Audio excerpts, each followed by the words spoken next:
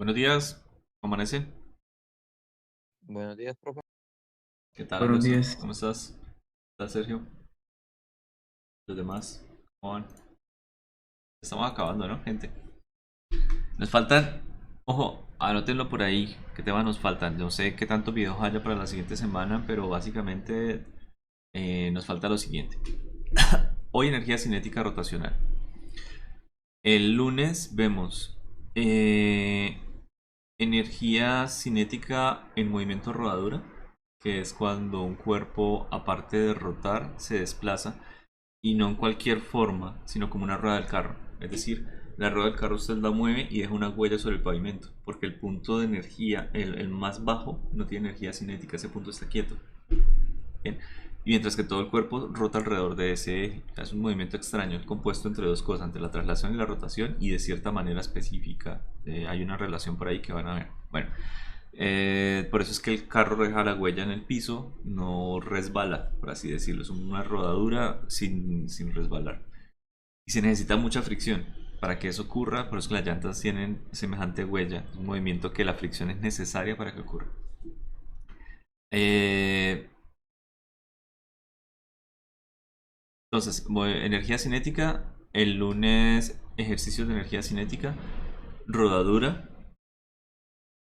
y creo que el martes ejercicios de rodadura. Entonces con eso ya acabamos. Estos cuatro videos nos faltan. Hoy vemos uno y el martes ya terminamos las clases. ¿Listo? Para que sepan. No sé cuántos videos faltan, pero ese es el tema que falta y son cuatro clases. Sale. Bueno, muy bien.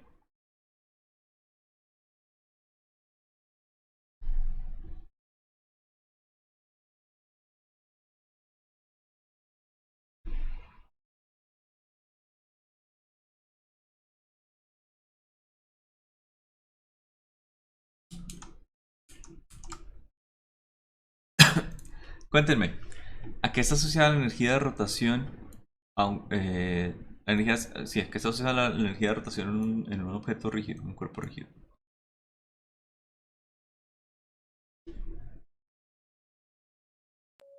Del momento de la inercia y la velocidad angular del cuerpo, ¿no? Ajá. Recuerden que la energía cinética. A ver, por aquí está. La energía cinética traslacional, casi que ya nos toca empezar a diferenciarlas. Era un medio de la medida de la inercia traslacional por la velocidad lineal al cuadrado. ¿Sí? La nueva energía, la energía cinética rotacional, es muy parecida, un medio de la medida de la inercia rotacional por la velocidad angular al cuadrado. ¿Listo? Entonces, esta está correcta.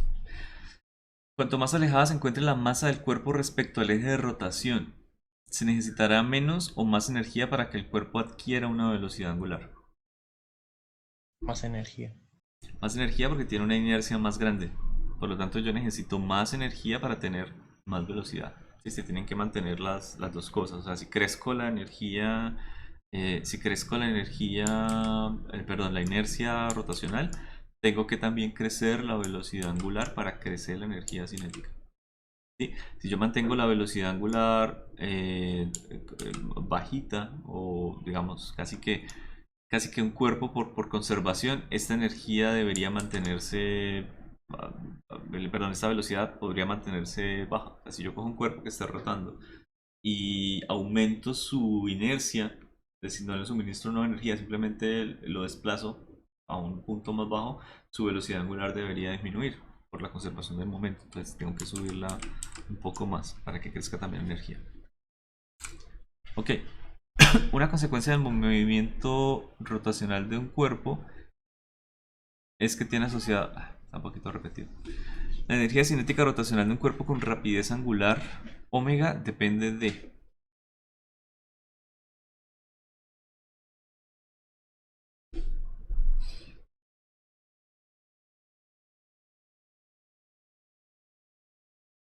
qué me depende esa energía cinética rotacional?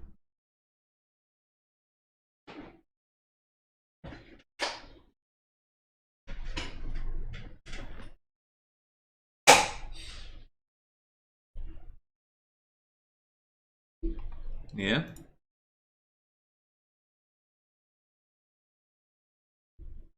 ¿Será la misma energía cinética este disco? por ejemplo, si yo lo roto alrededor de su centro de masa y de uno de sus extremos, ¿qué opinan?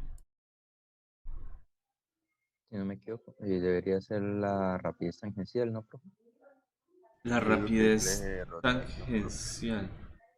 Ojo, la rapidez tangencial, de hecho, eso es raro. Todas las rapideces, todas las velocidades son tangenciales a la trayectoria, ¿sí? El eje de rotación, bueno, recuerden el ejercicio donde hallamos los anillos delgados. Es decir, hallamos de este ejercicio particular. De hecho, venga, lo revisamos rápidamente.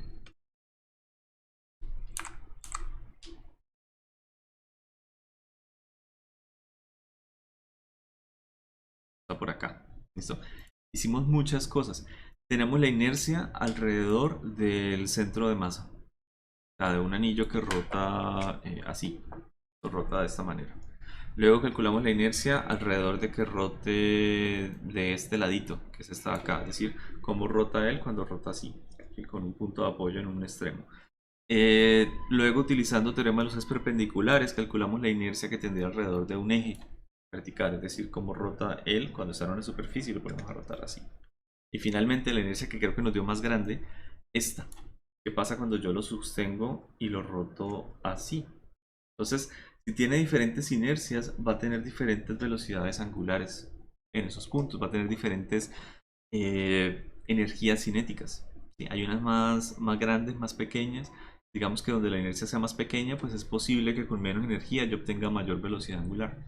Entonces, esta, que creo que es la inercia más pequeña, m por r, no, esta, m por r al cuadrado, es decir, cuando el objeto rota así, la inercia más chiquitica, sería el punto donde puede con la misma energía tener más velocidad angular. Conclusión, si yo quiero rotar un anillo, lo más rápido que puedo llegar a hacerlo rotar es colocarlo así. Entonces solamente tendría que colocarle una velocidad así, es decir, ponerlo a rotar sobre una mesa de manera circular, como un anillito. Sí. Y es de pronto la forma más sencilla en la que el anillo conserva la energía es cinética. Si lo coloco vertical y lo pongo a rotar, entonces él comienza a hacer sus vuelticas. Y eventualmente, pues cuando la pierda, cae. Bueno, muy bien. Entonces, sí, alrededor del eje de rotación. ¿Ok? No solamente depende del eje de rotación, yo diría que también depende no la masa del cuerpo, pero sí la distribución de la masa. O sea, qué tan distribuida está esa masa, que es pues la geometría del objeto. Si es geometría en dos dimensiones, en tres, en cuatro, depende en tres, a cuatro, perdón. Depende de esa geometría. Entonces, digamos que la masa del objeto no, la distribución, rapidez tangencial, de su velocidad lineal. Básicamente es lo que me están diciendo ahí. Pero ya tiene una rapidez angular, entonces no es algo que de pronto cambie. Están diciendo tiene una rapidez angular, ¿de qué depende? Eso. Acá. La energía cinética total de un cuerpo rígido en rotación corresponde a la suma de.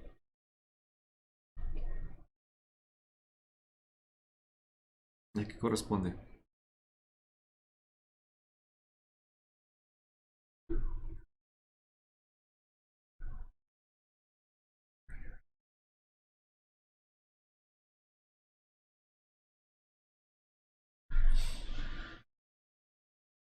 Profe, de las energías cinéticas de las partículas individuales. ¿Vieron el videito? Por ahí. ¿Por qué le pregunto que sea en el videito? Porque digamos que este es el objeto que voy a calcular su energía cinética. De hecho, esto funciona para cualquiera. ¿Vale? Si yo quiero calcular energía cinética rotacional y no sé qué es, pues yo digo, bueno, voy a calcular la energía cinética iésima a cualquier punto. Este es el punto de masa ahí. ¿Listo? Como tengo un objeto que está rotando alrededor de un eje, pues de pronto a mí me interesan otras dos medidas. Me interesa su posición desde el centro de masa, que sería esta, la posición iésima, la necesito, y necesito con qué velocidad lineal se mueve.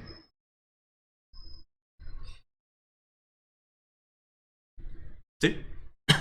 ¿Qué sería mi energía cinética para ese puntico? No, eso estaba en el video. Básicamente, o sea, voy a hacer el resumen de lo que estaba en el video. No había más. Energía cinética rotacional. Bueno, energía cinética del iésimo puntico de cada uno de ellos sería pues un medio de cada una de las masitas por la posición al cuadrado. Esto no es vector, ¿no? Recuerden, es energía. Entonces esa es la posición de ese puntico pequeñito. ¿Cuál sería toda la energía cinética? Pues la energía cinética sería la sumatoria de todas las energías individuales. Entonces uno hacía esto, sumatoria de un medio de la masa por cada una de las posiciones al cuadrado. Quiere decir que va a calcular la suma de esta masita, de esta, todas las masas que están ahí en el punto. Y resulta que se hace una pequeña conversión ay, perdón. ¿Yo qué coloqué aquí? R. ¿Qué coloqué R? Qué pena, gente. Me disculpo. Esa es una energía cinética. Medio de la masa por la velocidad de cada uno de los puntos al cuadrado. Sí, coloqué otra la ecuación como si fuera inercia, como si estuviera calculando inercia. Bueno, medio de la masa por la velocidad al cuadrado de cada uno de los puntos. Nosotros podemos llegar y mirar que la velocidad de los puntos cambia. Sí, cambia. Si estamos mirando la velocidad de los puntos que están casi que cercanos al origen, pues se va a comportar como la velocidad del movimiento circular. Es decir, es una velocidad lineal que me depende del radio y de la velocidad angular. Y si ahí el radio es 0, pues ¿cuánto es la velocidad lineal? 0.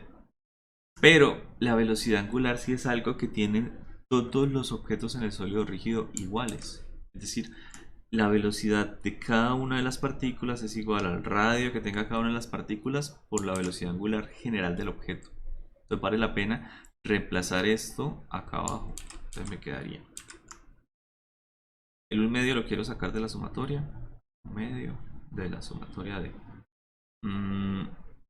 las masitas por sus posiciones por la velocidad que tenga el objeto. Esto está al cuadrado y esto está al cuadrado. ¿Por qué? Porque la velocidad estaba al cuadrado. Yo reemplazo y las cosas que reemplacé pues también quedan al cuadrado. ¿Listo? Bueno, ¿alguno de ustedes sabe qué es la sumatoria de las masas por sus posiciones al cuadrado?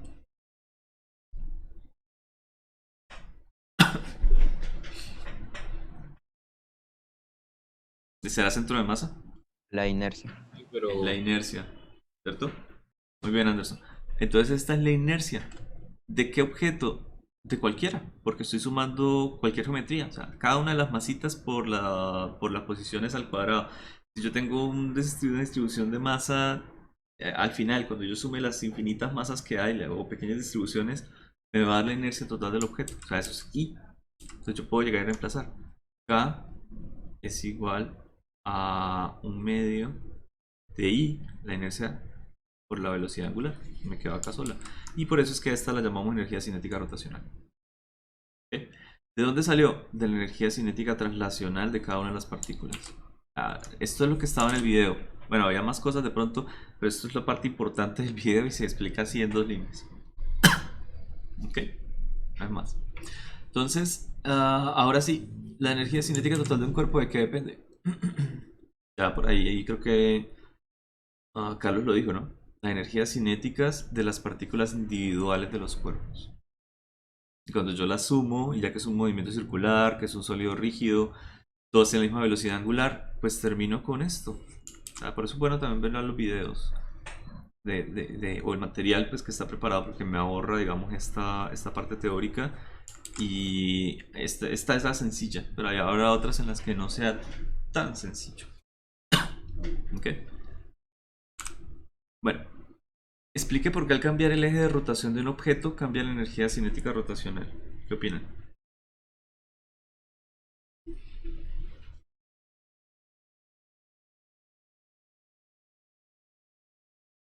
Profe, pues porque cambia la inercia, ¿no? Cambia la inercia. Entonces, pues la inercia cambia la energía. Por ejemplo, yo podría hacer un montón de preguntas de aquí. ¿En qué punto de todos los puntos que tenga un objeto nosotros vamos a encontrar el punto más fácil de meter energía cinética al objeto y que se traduzca en velocidad angular? No sé si sepan que los objetos tengan pues, varios puntos geométricos especiales, ¿no?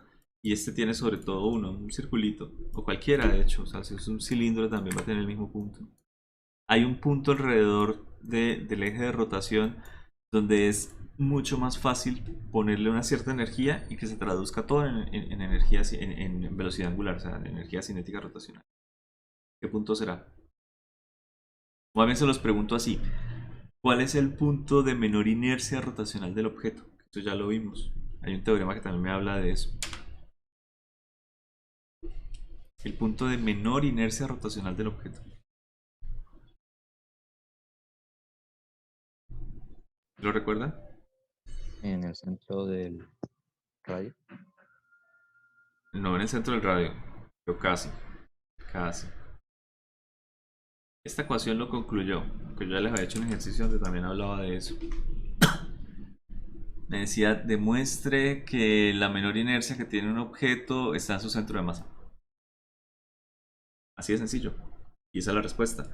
O sea, si yo me paro en el centro de masa y viendo que el teorema de los ejes paralelos me dice que la inercia es acumulativa básicamente, es decir, si yo ya conozco la inercia del centro de masa y tengo un movimiento alrededor de otro eje que esté con una distancia desde el centro de masa hasta donde yo quiero calcularlo, pues uso la ecuación. ¿Qué pasaría si la distancia es cero? Es decir, si mi inercia que voy a calcular es en el centro de masa, pues me da solamente este término. Y en cualquier otro punto, ya que eso es distancia, me da más grande, porque le estoy sumando masa por distancia al cuadrado. Es decir, la menor inercia que voy a encontrar para cualquier objeto siempre es un eje alrededor del centro de masa. Puede ser que este eje de rotación sea más grande que este, en fin, pero siempre va a pasar por el centro de masa. Cuando hicimos el ejercicio del aro, que ya se lo mostré ahorita, lo recordé, teníamos centro de masa como, ve, va entrando, ¿no? Entonces esto puede rotar así. Eso también puede rotar alrededor de uno de los ejes perpendiculares, es decir, puede rotar así o puede rotar así, pero son iguales. ¿Cuál daba menor? Cuando rota así, pero rota alrededor del centro de masa. Es imposible que me dé que la inercia más pequeña sea cuando rota alrededor de uno de los bordes. O sea, no puede rotar alrededor de este borde y ser la menor.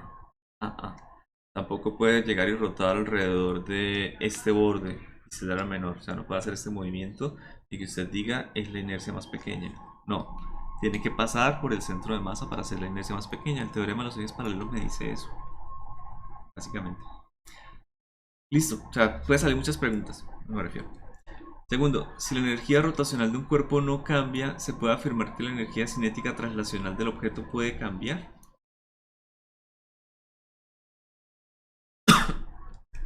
Energía rotacional del cuerpo no cambia, constante. ¿Puede cambiar energía cinética traslacional o no?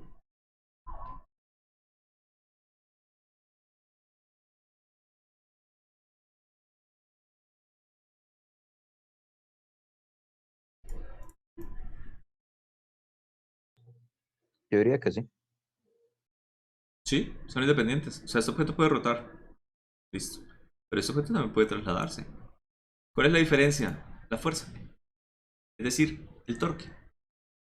Si yo le aplico una fuerza al centro de masa, no estoy haciendo torque sobre el objeto. ¿Qué estoy haciendo? Pues una fuerza sobre el centro de masa me va a producir una masa y una aceleración. Me va a producir traslación.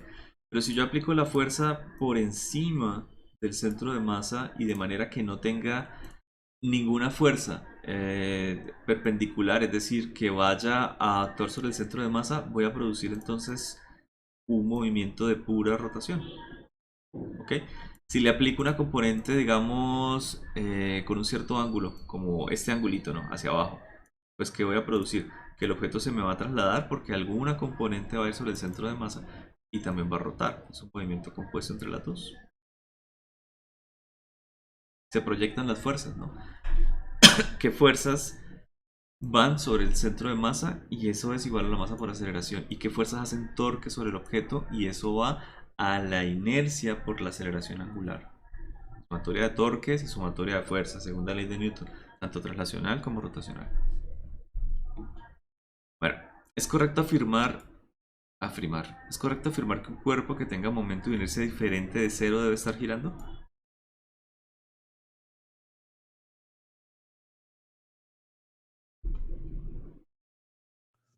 Pues no podría pasar que puede que tenga momento de inercia diferente de cero, pero ¿y si la velocidad angular es cero?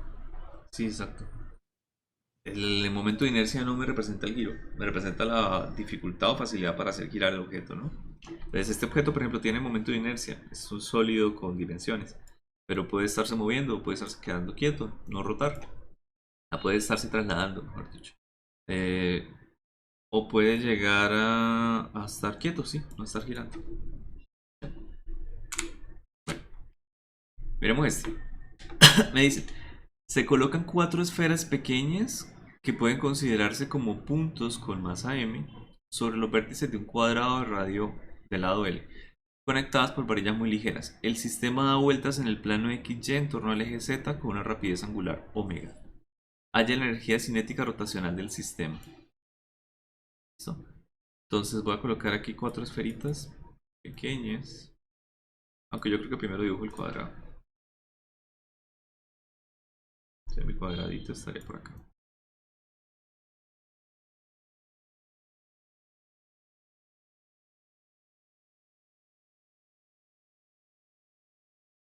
¿Listo? Vamos a ver, aquí tendríamos la primera esferita.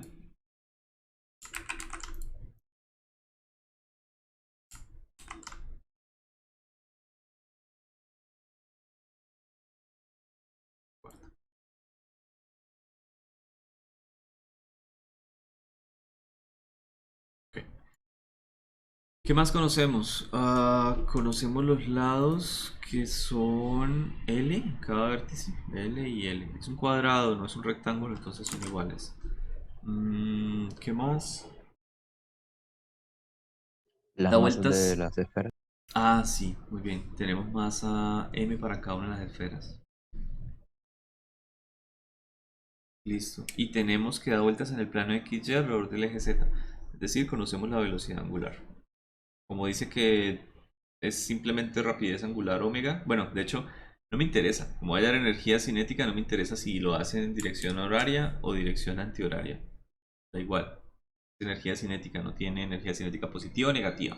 Voy a elevar esa velocidad al cuadrado. Entonces aquí, pongámosle omega. ¿Listo? Bien. Ya que está girando alrededor de un punto. Oh, pero no me dicen cuál. Esto podría girar alrededor de este punto. Podría girar alrededor del punto medio entre uno de los ejes. Podría girar alrededor de aquí, de coordenadas cuartos y cuartos. Podría girar alrededor del centro de masa. Puede girar alrededor de cualquier punto. ¿De acuerdo? Por simplicidad, pues digamos que gira alrededor del centro de masa. Para que todo sea perfectamente simétrico. Pero no tiene por qué ser así. Puede rotar alrededor de cualquier punto. Este es el punto del centro de masa. ¿Eso? ¿Qué necesitamos para hallar la inercia total de este sistema?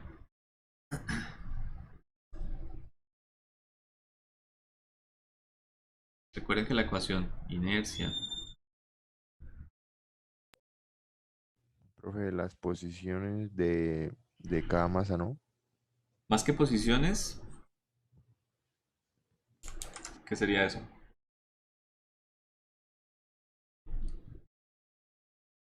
Si estuviera en un eje coordenado, yo le digo listo, necesitamos las posiciones porque me están dando posiciones, ¿no? Pero con las posiciones necesito hallar algo, distancias. Y aquí necesito hallar distancias. O sea, necesito la distancia que hay de cada masita al eje de rotación. Y como estoy colocando el eje de rotación, es un vector que va hacia afuera. Sí, en el eje Z. Es un vector que va en el eje Z. Tenemos una velocidad angular alrededor de ese eje. O sea, esto se está moviendo así. Bueno. Es decir, necesitamos averiguar la distancia en diagonal. La que tenemos aquí en este objeto. Necesitamos averiguar esta distancia. Pongámosle distancia D. ¿Vale? ¿Conocemos las otras? Sí, claro. Esto lo podemos ver como un triángulo. En donde yo conozco los lados, a L medios, porque todo esto es L, L sería la mitad, L medios y L medios. ¿Ok? Y apitamos Pitágoras. ¿Cuánto sería D en términos de los lados L medios y L medios? Esto lo hemos hecho ya bastante con estas mismas, L medios y L medios. Si lo recuerden. ¿Cuánto les da? L sobre raíz de 2. Ah, no. Casi, pero no. Sí está por el raíz de 2. Es elevar al cuadrado en la calculadora. El 1/2 al cuadrado más 1/2 al cuadrado. Es decir, un cuarto y un cuarto. Eh, con el L, por supuesto, pero el L sale, por así decirlo. Y lo tenemos 2 veces. Y a eso le sacamos raíz. Creo que es raíz de 2L sobre 2, ¿no? Sí, Sí, raíz de 2, 0, 0. raíz de 2, L sobre 2. ¿Por qué sacamos el L? Porque lo estamos elevando al cuadrado en ambos términos. Es término común, lo sacamos factor común y sale la raíz Ah, como L de nuevo. profe, qué pena. Eso es lo Dime. mismo a L sobre raíz al cuadrado. Ah, ok. Si saco. Si radico, ¿seguro? Simplifica la fracción.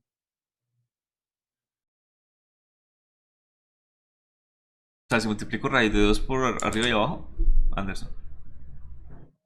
Arriba me quedaría 2, cancelo con este 2. Y abajo me queda raíz de 2. Ah, sí. Entonces tenía razón. Dígalo, Anderson. ¿Tenía razón o no? Toda la vida. Listo, muy bien. Listo. Entonces aquí vamos a aplicar esta ecuación de la inercia. Y sería la inercia, pues, básicamente 4 veces. A 4 veces la inercia que va a tener una de ellas. Mejor dicho, la masa por esta distancia al cuadrado. Que si la elevo al cuadrado, o coloquémosla acá más bien. Raíz de 2. Por L al cuadrado. Sí, esta es la inercia que tiene una partícula. Si sumo las otras, pues tendría que 4 veces esto. No es más. Entonces mi inercia me daría a 4 por m. Y hubiera quedado más sencillo como lo tenía Anderson. Aquí tenemos 2, aquí tenemos 4 y L cuadrado.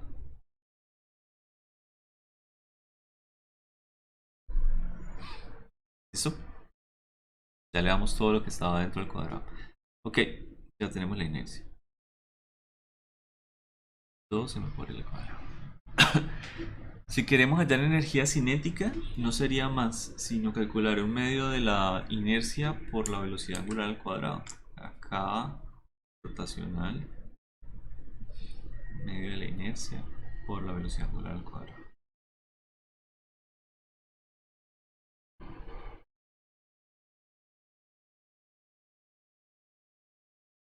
Por cm por L cuadrado. Velocidad angular. Eso. Chao, chao.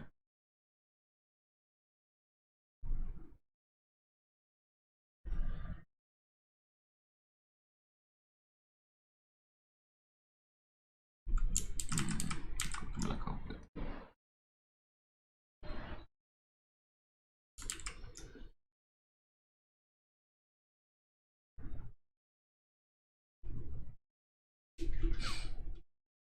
Muy bien.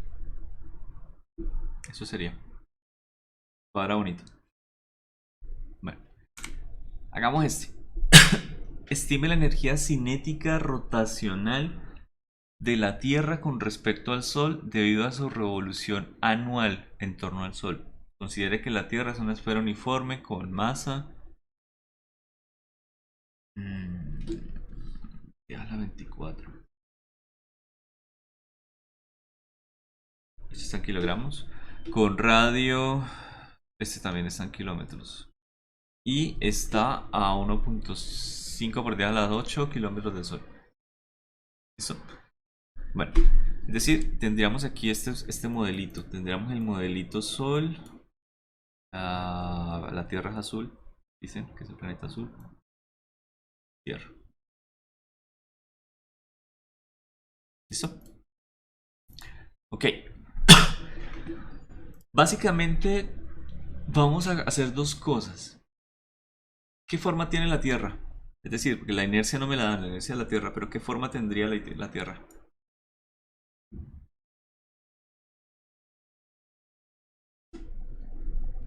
dice que es una esfera. Bueno, entonces aquí tendríamos la rotación de la Tierra alrededor de su centro de masa, así. ¿Listo? El eje Z, por ejemplo. Esa es la inercia que tiene al rotar una esfera. Y luego me dicen que lo calcula alrededor de su periodo o revolución anual. Entonces, pues, la esfera va a rotar alrededor de la Tierra, del Sol. ¿Cómo va a rotar? Pues con un eje que también es perpendicular a ese. Perdón, paralelo. Entonces aquí, ¿qué teorema me podría llegar a servir para calcular la inercia? Teorema de los ejes paralelos. ¿Sí? ¿Ustedes recuerdan la inercia que tiene una esfera? No sé si la tengan presente.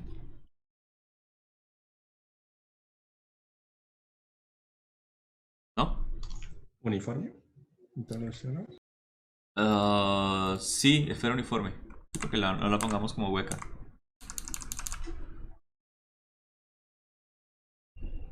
Bueno, voy a mirar por aquí la tablita. En esta diapositiva está. ¿Listo? Esfera sólida. 2/5 de la masa por el radio al cuadrado. Esa es la inercia que tiene una esfera sólida al rotar. La Tierra hueca es una teoría que tenía la gente en los 50 y hacían películas y hacían libros y todo alrededor de qué había dentro de la Tierra hueca. No sé si vieron alguna vez algo por el estilo. Ok. Listo. Entonces podemos tener la inercia de la Tierra en el centro de masa, que es 2/5 de la masa de la Tierra por el radio de la Tierra al cuadrado. Ok. Para calcular la otra, yo necesito igual una medida que me dan esta distancia. La distancia desde la Tierra hasta el Sol. ¿Vale? Entonces, eso es todo. Eso es todo lo que yo necesito para usar el teorema de los ejes paralelos. Y recuerden ese teorema cómo es. Me dicen que la inercia es igual a la masa, en este caso la masa de la Tierra, por la distancia Tierra a Sol, más la inercia del centro de masa. ¿Listo? Pues puedo llegar a reemplazar. Bueno, esta se me queda así. Ay, distancia Tierra Sol al cuadrado, qué pena. Es unidades de inercia también. Al cuadrado más 2/5 de la masa por esto. Listo. Miren algo interesante. Aquí no me dicen absolutamente nada de la velocidad angular. ¿Cómo calculo la velocidad angular de la Tierra cuando gira alrededor del Sol? ¿Cómo lo hacemos?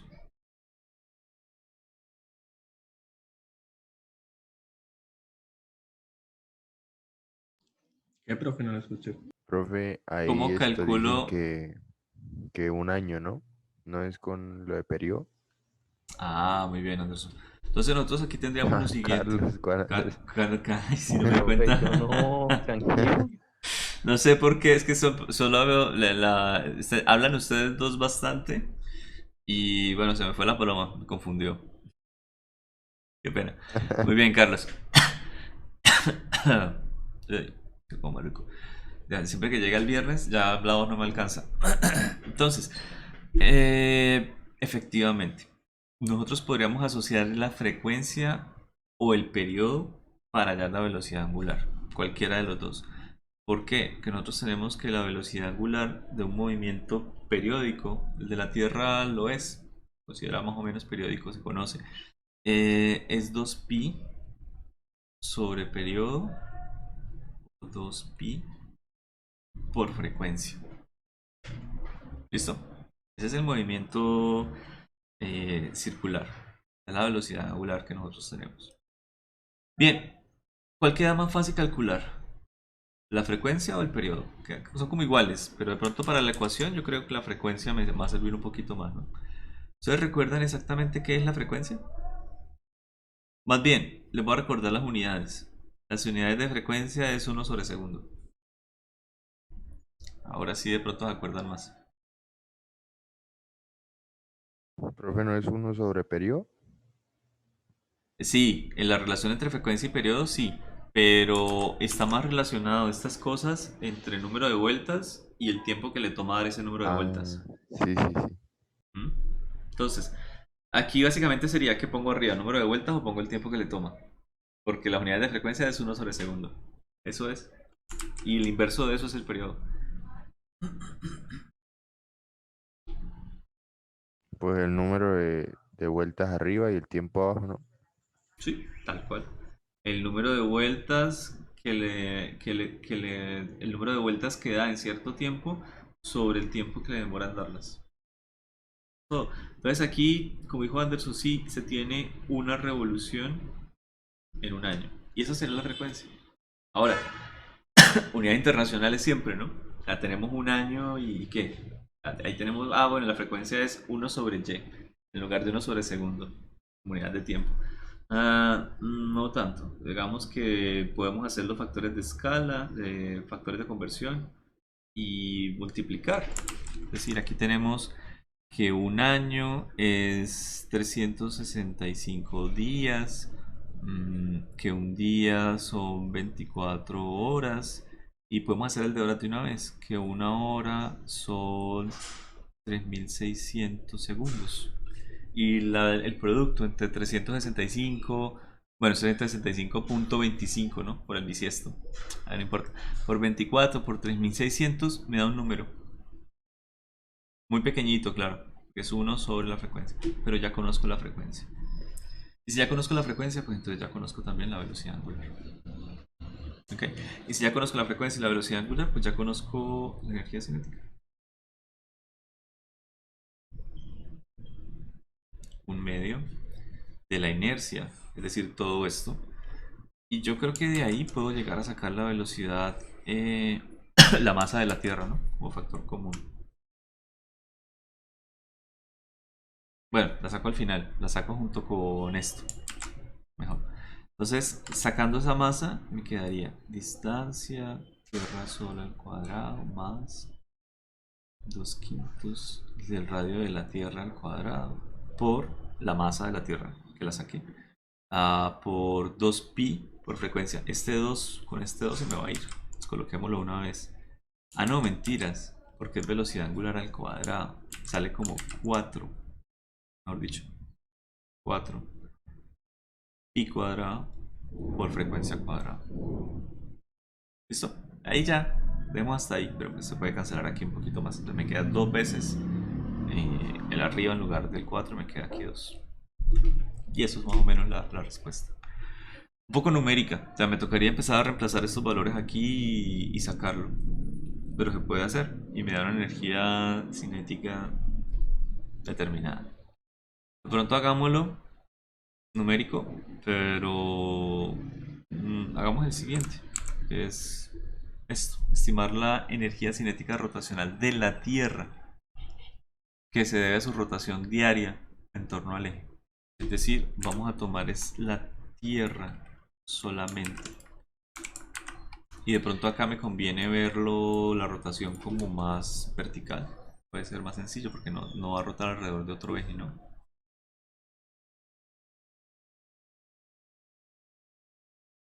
Entonces, ¿cuánto es la rotación de esa Tierra? La inercia, por supuesto, que él va a tener es esta. Y de pronto es más sencillo porque la energía cinética rotacional que vamos a calcular es directamente la inercia en el centro de masa. Ella va a estar rotando alrededor del centro de masa. Y la velocidad angular al cuadrado, y por supuesto, por medio. ¿Ok? De nuevo, ¿qué hay que estimar? Esta velocidad angular al cuadrado.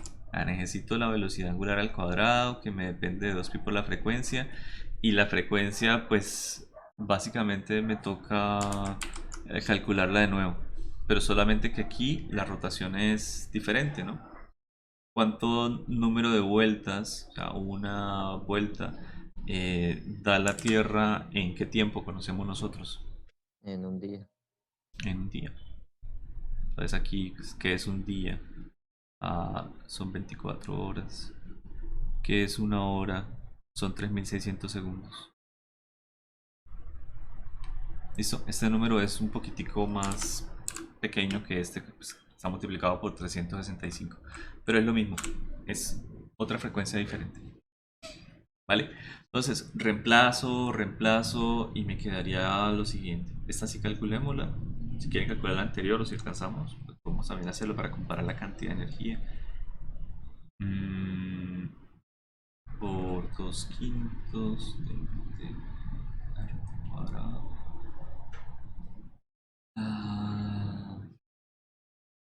Por la velocidad angular al cuadrado. Se me fue la paloma. Entonces 4 pi cuadrado por frecuencia al cuadrado. ¿Listo?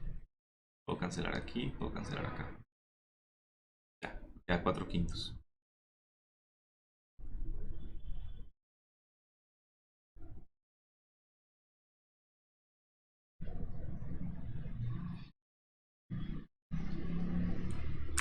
Ok. Aquí, tengan cuidado con algo. Las unidades. Voy a copiar esto.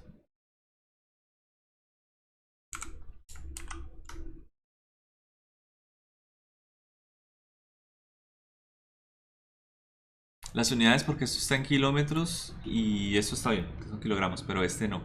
Está por 10 a la 6. ¿Cómo hago para convertir, por ejemplo, tengo 2 kilómetros? ¿Cuánto es en metros? 2000 metros. Es decir, multiplicar por 10 a la 3 para que quede 2000. Si yo multiplico eso por 10 a la 3, pues básicamente estoy sumando, ¿no? 3 más 6, 9. Es como si eso estuviera 10 a la 9. Una forma sencilla de convertir unidades, bueno, no unidades, en la tabla de prefijos, convertir equivalencia de medidas. Entonces, hagan esta, a ver cuánto les da. Y, por ejemplo, o sea, ¿quién lo quiere hacer en la calculadora?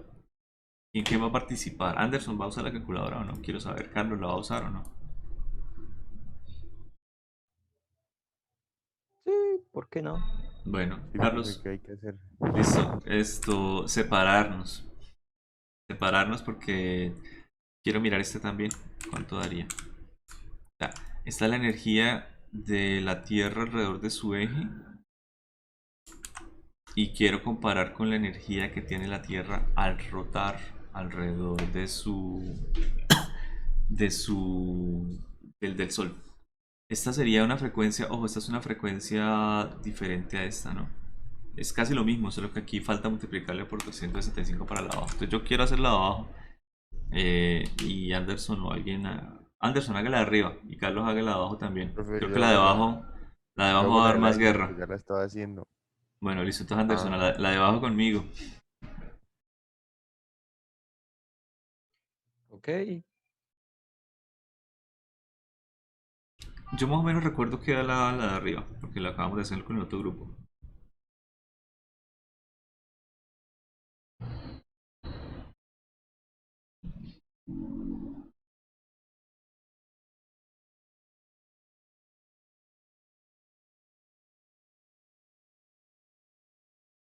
Espera, un segundito. Listo.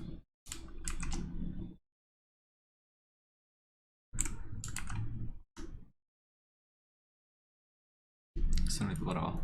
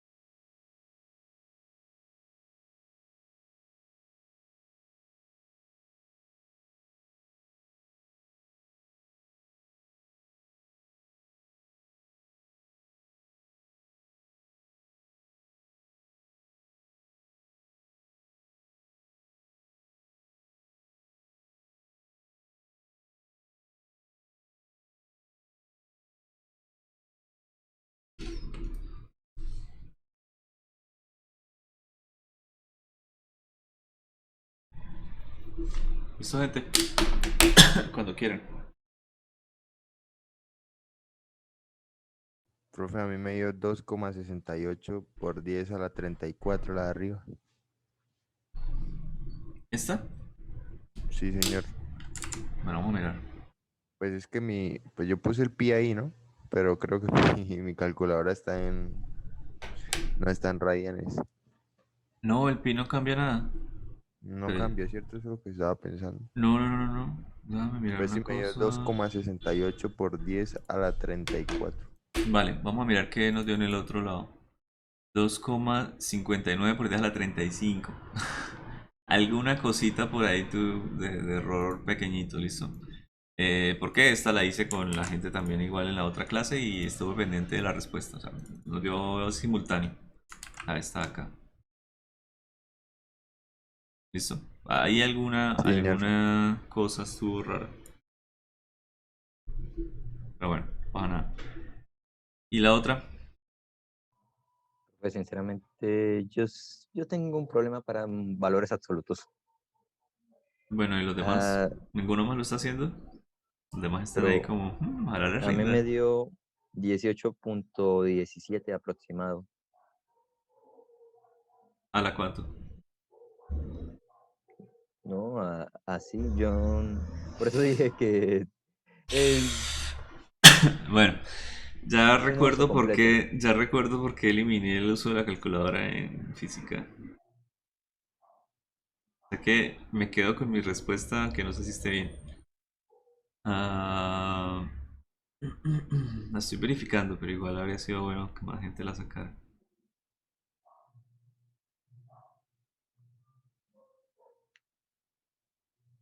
Listo, Mm, me da esto. Ok. Señor, A mí me dio 2,25 por 10 a la 16. ¿el de abajo? Sí, Muy bajito. O sea, si es bajito, bajito, pero no tan bajito. Mejor dicho, algo por eso. Por 10 a la 33 julios. ¿Listo? ¿Qué es más fácil entonces? ¿Hacer que el planeta Tierra deje de rotar o detenerlo en seco? Mejor dicho, hacer que el planeta pierda su energía de rotación alrededor del Sol, sería detenerlo, o que deje de rotar alrededor de su eje. ¿Dónde tiene más energía?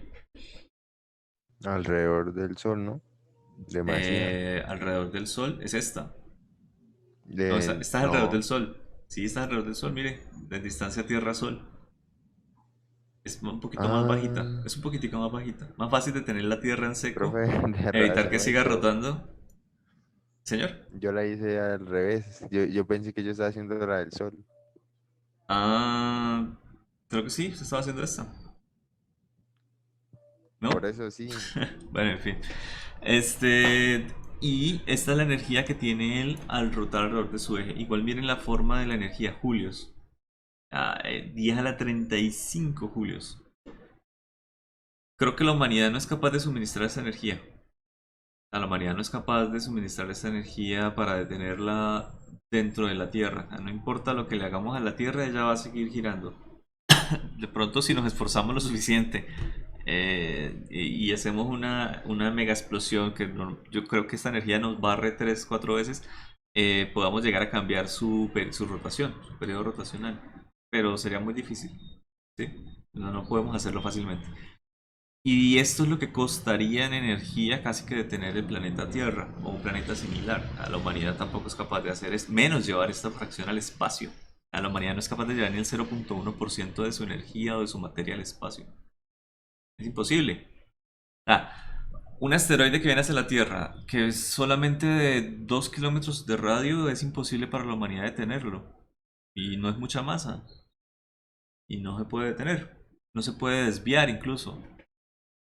Es muy complicado para la humanidad hacer eso. Uno cree que una explosión nuclear es algo poderosísimo, pero realmente no sé si han visto la explosión nuclear. En la zona cero es un cráter de 1 kilómetro, por así decirlo, y cráter no es que sea redondito, perfecto, es que la superficie se alisa un poco, o sea, se baja. ¿Cuánto se bajará? Unos cuantos metros. Póngale 5 metros, ¿sí? Pero entonces hacerle una bolladura a un asteroide con una bomba nuclear que sea solamente 5 metros cuando él tiene 2 kilómetros de radio es como... Es cuántas bombas necesitamos estallarle para hacerle algo realmente.